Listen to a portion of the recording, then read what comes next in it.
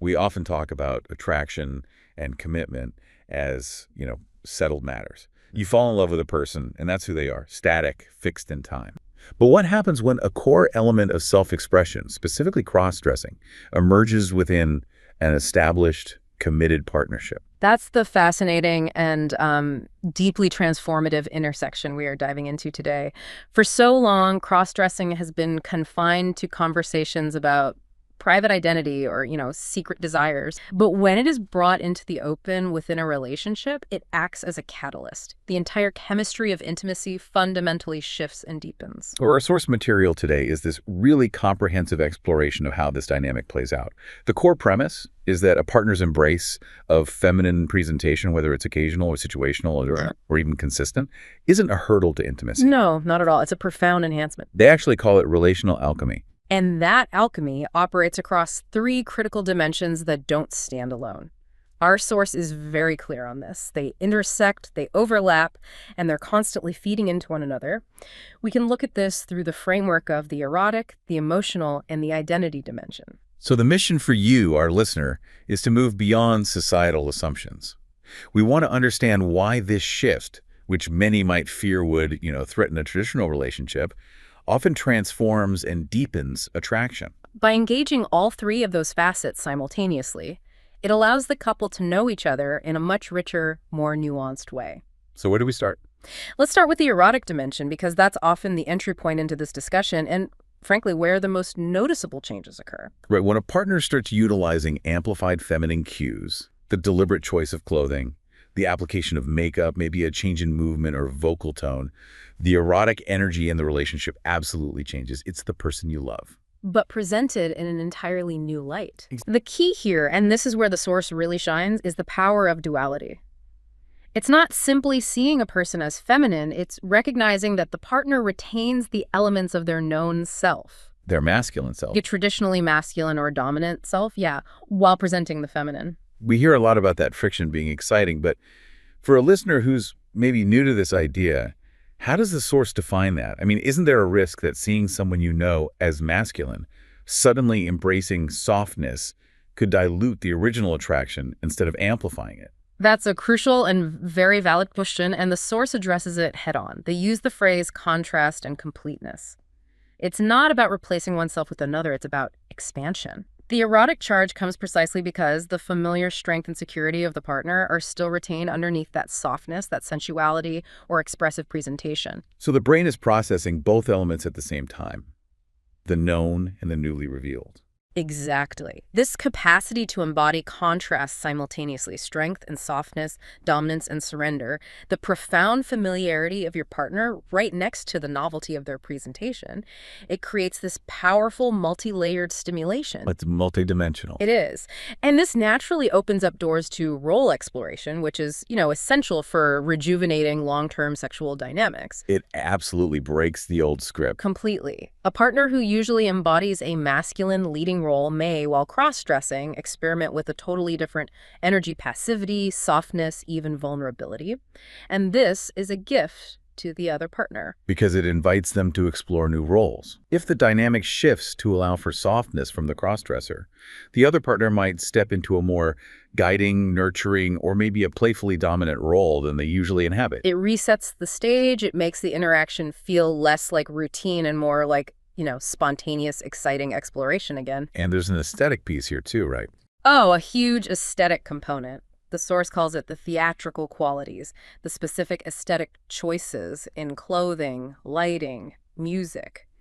It can transform an everyday sexual interaction into an intimate performance. It's highly visual, but it's also deeply psychological. You're watching a trusted individual participate in this courageous act of self-discovery. And they are doing it for you. Right, within the safety of your shared space. Precisely. Desire is amplified by that trust. You are witnessing vulnerability, authenticity, and experimentation rooted in deep emotional engagement.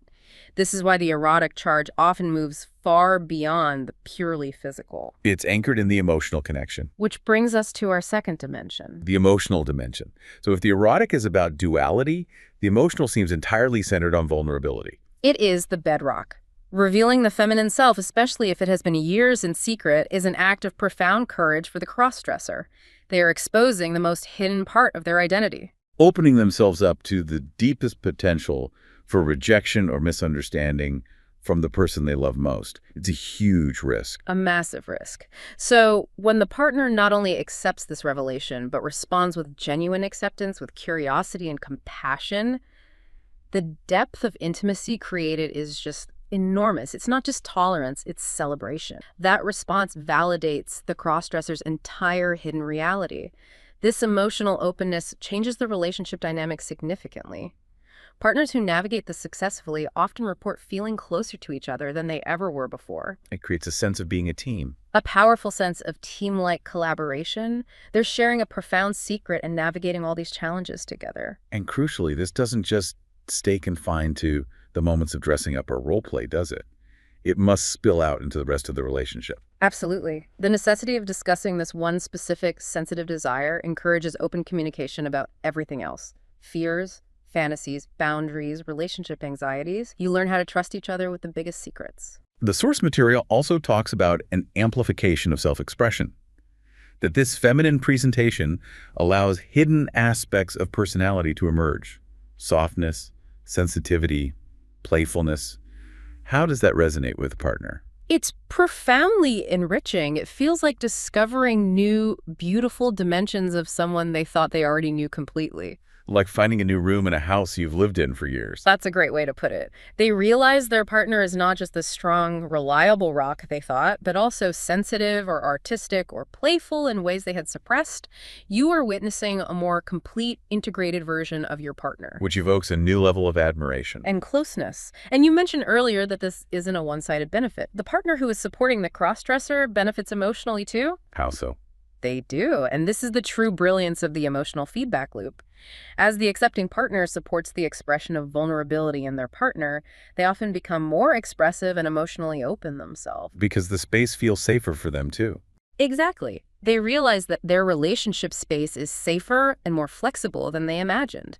They allow their own tenderness, their own less defined parts, to flourish. So the transformation is mutual. They both grow into more authentic, less constrained versions of themselves. Precisely. The acceptance of difference in one partner opens the door for greater authenticity and emotional honesty for both partners, strengthening that fundamental bond. Which brings us beautifully to our third dimension, the identity dimension. This seems to address the long-term structural changes in how the relationship even understand attraction itself. This is the intellectual and structural underpinning. For the crossdresser, this is about achieving self-integration. They're integrating aspects of self that were previously suppressed, constrained by societal pressure. So they become more themselves. Far more. This results in greater authenticity, self-confidence, emotional resilience, because they are no longer fighting themselves. And for the partner, this identity exploration fundamentally changes the type of attraction they experience. This is the aha moment described in the research. This is the moment where we really have to redefine attraction.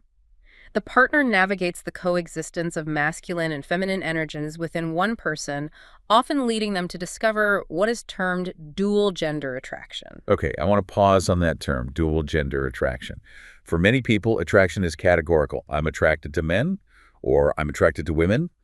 When you see your partner expressing two sides, how does the source define this shift? That's vital. Categorical attraction is fixed on a specific, socially defined box attraction to the role or the type. But when a partner truly embraces this dynamic, they move beyond that. They realize their desire isn't just for a gender presentation. It's for the evolving, unique person standing in front of them. So instead of being attracted to a category, they're attracted to the entire evolving person. Exactly. The attraction becomes profoundly relational. It is focused on the person's wholeness and completeness. The partner appreciates both the traditional masculine self and the expressive feminine side. And that must be liberating for them too. It often is. They realize their own capacity for desire is far more fluid and complex than society ever allowed them to believe. It sounds like a shared exploration, a co-creation of identity. It is relational creativity at its finest. Couples co-create this unique, intimate space by experimenting with aesthetics, clothing, and role play, actively celebrating fluidity. It's an ongoing process, not a final destination. And that shared exploration encourages both partners to question societal expectations for themselves too. Absolutely. And here is where we see the identity dimension acting as the key bridge. That newfound authenticity and sense of self-integration, that's identity. It fuels the emotional depth, which is the emotional dimension. And that heightened emotional connection dramatically amplifies the erotic charge. The erotic dimension, they all weave together into a single integrated experience of love. Which means for the supporting partner, embracing this change is a profound opportunity for personal growth. They become more comfortable with ambiguity, more empathetic. And their attraction transforms from a purely physical or role-based desire into a truly holistic experience of appreciating complexity. It moves beyond just appreciating physical appearance into a deep appreciation of the soul's full expression. So we've broken this down into 3 pillars: erotic heat, emotional depth, and identity integration. But when we think about a couple living this out daily, how do these 3 elements really interact? Is this like a static Venn diagram or something much more fluid? That's the real power of the framework. It's less a static diagram and more a unified relational ecosystem. Think of it this way. The erotic excitement doesn't just happen in a vacuum. Right. It's radically heightened by the emotional connection rooted in trust. And that emotional trust is only possible because of the authentic identity expression. They constantly feed into and amplify one another. So the source makes it clear that this interdependence creates a space where desire, trust, and identity all flourish simultaneously, which fundamentally alters the texture of intimacy itself. And this requires a necessary recalibration of expectations. The source points out that traditional scripts of masculinity, femininity, relational roles, they often become insufficient or just, obsolete. That reevaluation is the freedom. If you discard the traditional scripts, cross-dressing invites couples to create their own dynamic. One custom made for their specific needs. And that freedom often brings immense relief, playfulness, and renewed passion because they are operating outside of external judgment.